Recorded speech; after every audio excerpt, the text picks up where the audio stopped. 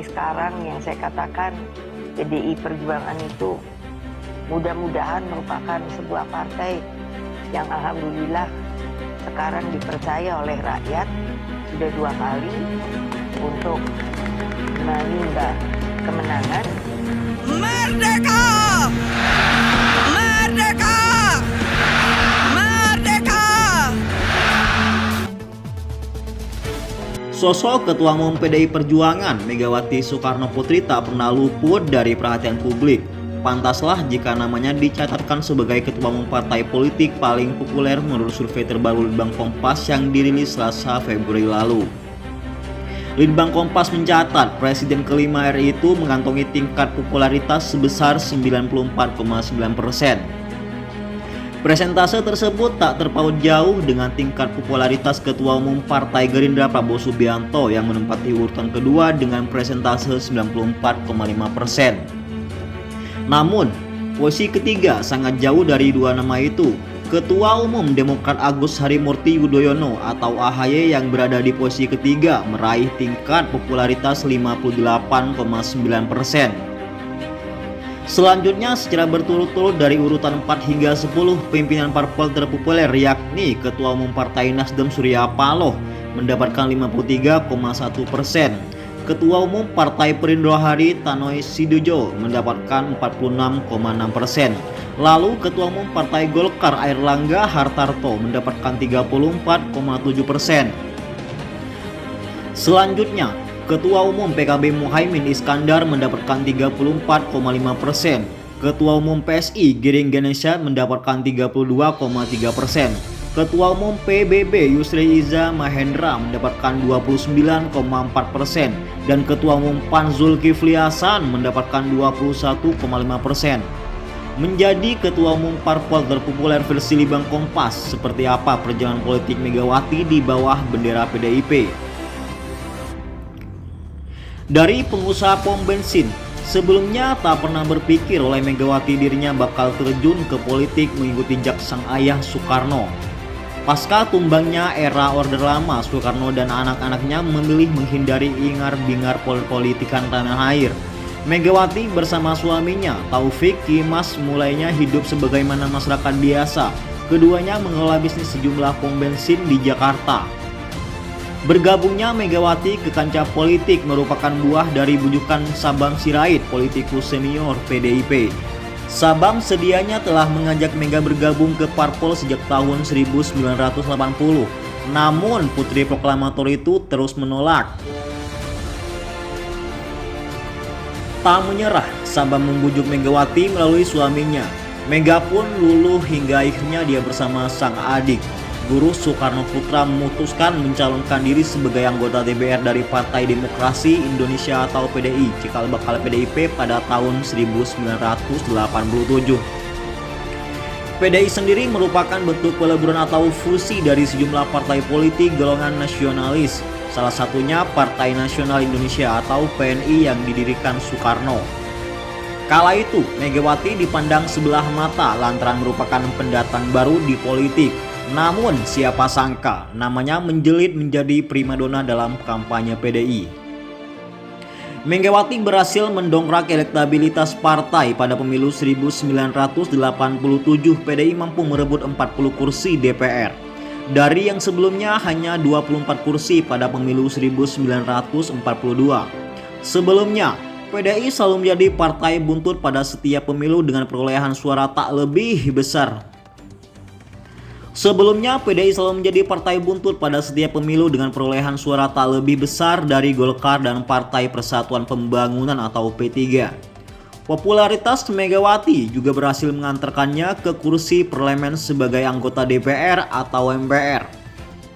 Berkat kontribusinya itu, partai mengganjar Mega dan jabatan Ketua PDI Cabang Jakarta Pusat. Karir politik Megawati pun terus meleset.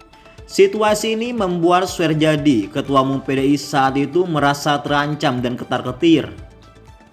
Tahun 1993, Suherjadi kembali terpilih sebagai Ketua Umum PDI.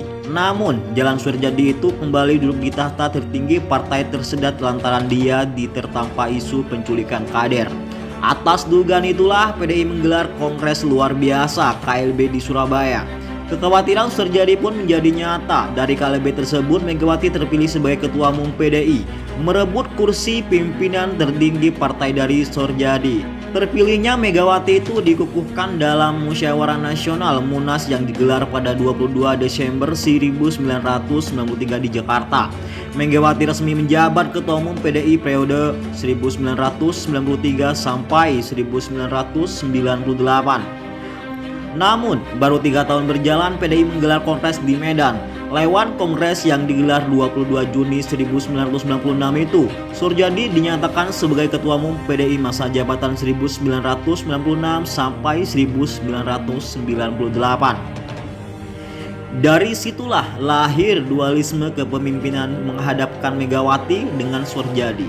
Sementara pemerintah melalui Kepala Staf Sosial Politik ABRI saat itu, Legend Sarwan Hamid, mengakui Dewan Pimpinan Pusat DPP PDI hasil Kongres Medan pimpinan Sorjadi.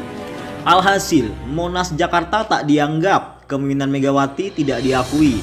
Atas dinamika ini tensi politik seketika meninggi. Dukungan untuk Megawati mengalir, utamanya dari aktivis dan mahasiswa yang menantang rezim Orde Baru pemerintahan Soeharto. Jelang akhir Juli 1996, isu perebutan DPP PDI menguat. Puncaknya 27 Juli 1996, terjadi tragedi kelam di kantor DPP PDI yang lantas dikenal sebagai peristiwa Kuda Teli atau kerusuhan 27 Juli saat itu. Aksi bentrok antara kubu Megawati dan Sorjadi tak terhindarkan. Kerusuhan pecah dengan massa yang saling lempar batu dan paving blok hingga aksi bakar membakar. Dalam peristiwa tersebut, aparat menangkap setidaknya 171 orang yang diduga melakukan perusakan dan pembakaran. Rincinya 146 massa pendukung Megawati dan oknum lainnya, lalu 25 orang mendukung Sorjadi. Menurut kesimpulan Komisi Nasional Hak Asasi Manusia atau Komnas HAM, 5 orang tewas dalam kerusuhan ini, lalu 149 orang luka-luka, 23 orang hilang dan 136 ditahan. Dari PDI ke PDIP 2 tahun berselang tepatnya setelah Soeharto langser, Megawati dilakukan sebagai Ketua Umum PDI periode 1998 sampai 2023 melalui Kongres ke-5 di Denpasar, Bali. Mega lantas mengubah nama PDI menjadi PDI Perjuangan atau PDIP tepat 14 Februari 1999. Laporan harian Kompas yang terbit pada 15 Februari 1999 menyebutkan saat deklarasi itu Megawati disambut 200.000 simpatisannya. Pada pemilu 1999, popularitas PDIP meroket dan berhasil menjadi pemenang dengan mengantongi sekitar 36,6 juta suara pemilih saat itu.